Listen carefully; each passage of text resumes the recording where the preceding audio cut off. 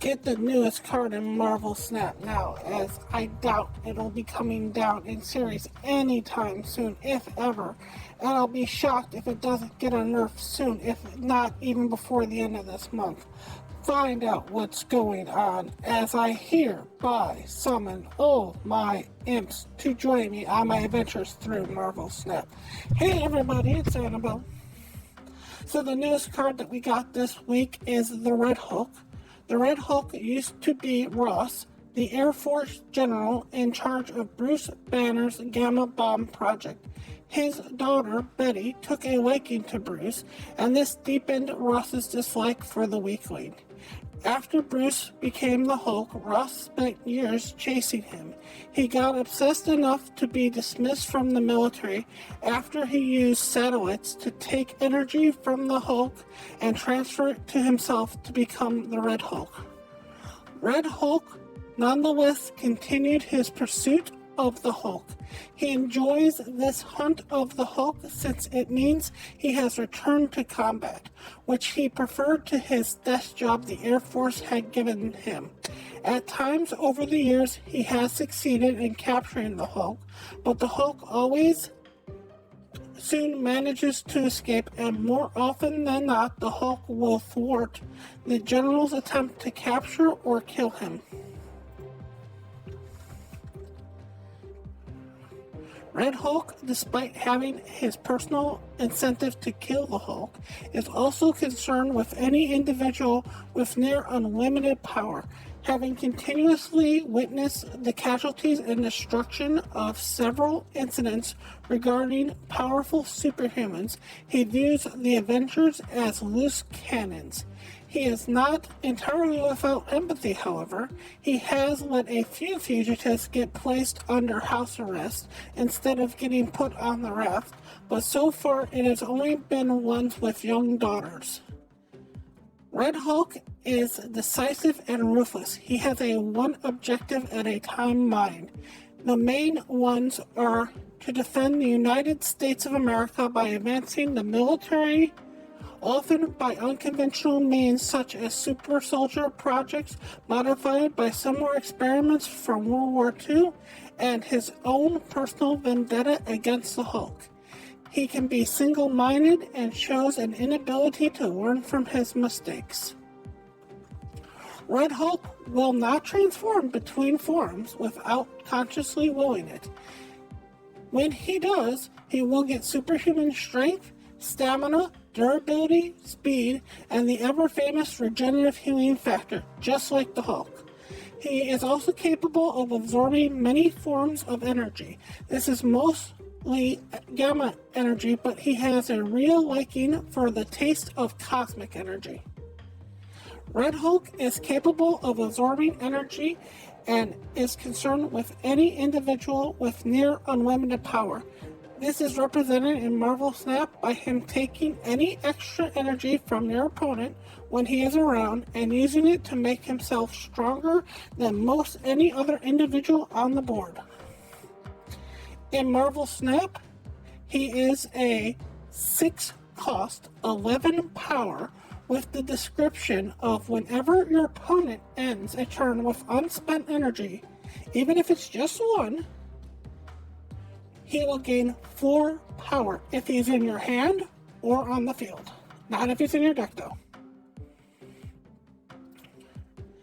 If I had the ability to give a 6-star rating, I would almost give this a 6-star rating. I don't go as high as 6, but that's how powerful this card is.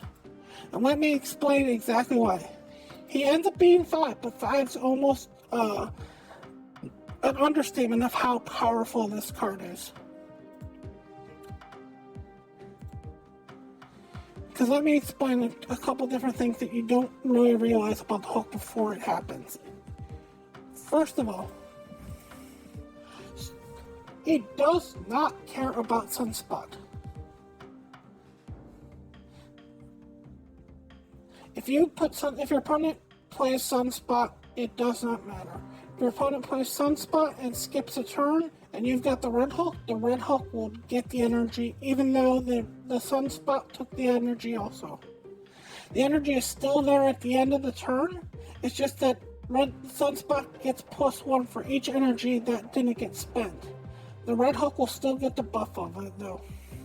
That might get changed in the future. It'd be interesting if it did to be a counter to Red Hulk.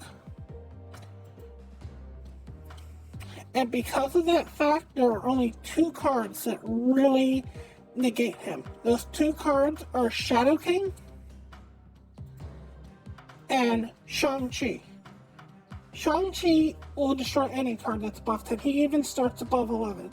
But if you play either the Chiera or you play the Armor, he's protected from that. Even Shadow King, if it goes even on the last turn, let's say you can get Shadow King down on the last turn, and it hits the Red Hulk. Red Hulk, first of all, goes back to 11, and if your opponent didn't spend the exact correct amount of mana on that turn 6 with playing Shadow King, the Red Hulk will still get the +4 power at the end, which will pump him back up to a 15. Which means that the only way that you can keep him down to being an Orca is if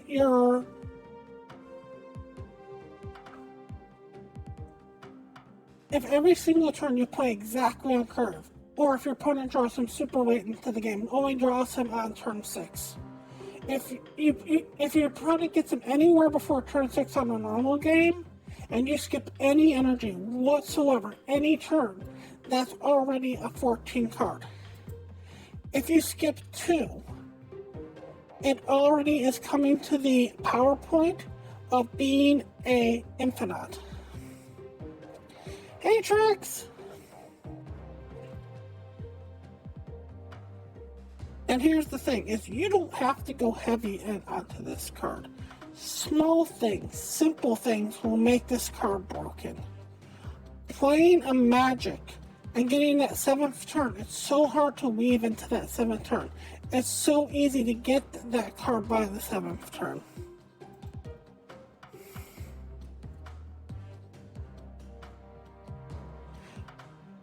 Also, Wave. If you play Wave right on 3, the likelihood that your opponent's going to be able to spend all the energy on 4 is low, and your card's going to be on the field. Now, once it's on the field, it's more vulnerable to the Shang-Chi, but after that point, it's going to be harder to take it down.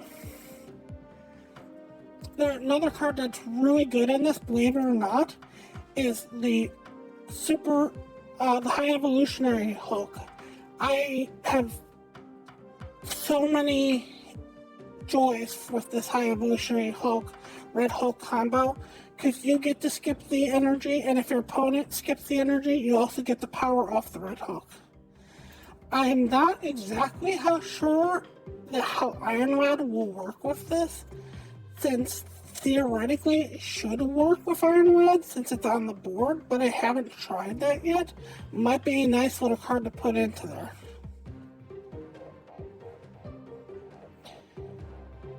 And you don't need to go heavy. Just a card like Psylocke can get it out a turn early, and you can follow it up with a Taskmaster. And if you have the Hope Summers from last season, playing any card on that Hope Summers is going to really change how easy it is to get out. I had issues with the last voice modifier. It wasn't working all the time.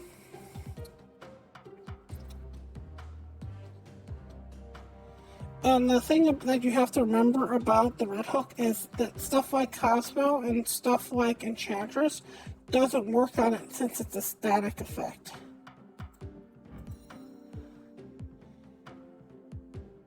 I mean, you can compare it to a Magneto as the closest comparison, but even that's bringing it down.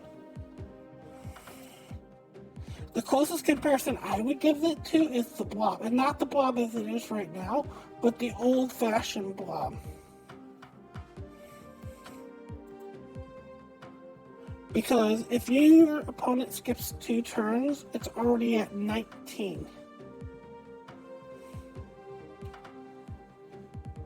if they skip 3 somehow, or if they have 3 turns where they have even 1 energy, it's already up to 23.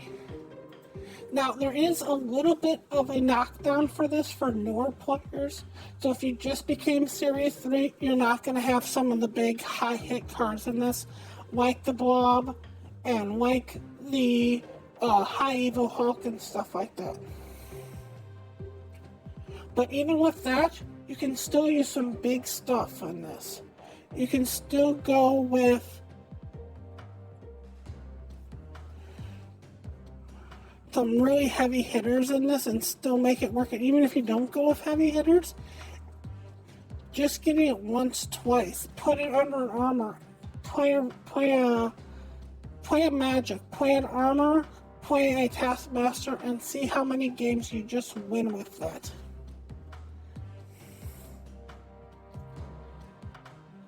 Okay, for the other cards this week besides Red Hulk, we also have Sebastian Shaw. Sebastian Shaw has taken a little bit of a dip lately with being basically only a card in Silver Surfer, and the problem with Silver Surfer is the fact that once you see Sebastian Shaw, you're knowing of playing a Silver Surfer deck. Oh, one more thing before I forget. I almost forgot to bring up this subject, so we'll go back for a second here. With Red Hulk, if your opponent has Red Hulk and you skip energy and they have it in their hand, it'll reveal itself to be in their hand. So you'll actually know if your opponent has a Red Hulk in their hand. If you skip the energy, if you have 1 extra energy, it'll show the Red Hulk getting powered up. So it's kind of a check on the card where if your opponent is playing it, and you see it, you know they have the Red Hulk, but I'm not quite sure if that's a feature or a bug because of the fact that at the one point it's like, yeah, this Red Hulk is coming, you better have something for it, and you might sit there and go, yeah, I do have something for it, but on the other hand, if your opponent knows it's coming and they have nothing for it, they can just bounce and you'll get less cubes off of it than the 8 cube max that you can get. But if that's the biggest problem you have with Red Hulk is that you're winning games but you're not getting 8 cubes, I don't think that's a problem with Red Hulk. The other card for this particular Spotlight Cache is Echo. I honestly think that Echo is one of the most slept on 1-drop cards that has ever existed in Marvel Snap. The number of times that Echo gets played and your opponent forgets about it and plays along into it, plays a Iron Man into it, plays an Onslaught into it, is just ridiculous. This can shut down a Hella deck sometimes. Because you see the one, you slam this down, and they can't play the next card. It is a tech card, I will grant you that, but I think it's the most slept on tech card that has existed and is more powerful than a lot of people give it credit for. Is it a 5-star card? No. It's about a 2, maybe 3-star card because it's a tech card. But it's the most shocking win cube tech card that you can play. Alright. So, for this particular week, I don't think you have a bad shot. The worst might be the Sebastian Shaw, but even that's not being horrible. So, let's find out what's in the box. What's in the box? Let's all find what's in the box. Box says Meek. That's an interesting one. Alright, so if you catch me on Friday, I will be playing Meek. I'll be trying to figure out a deck where Meek works. Anyways, I want to thank you all so much for watching. And as always, remember, play for fun.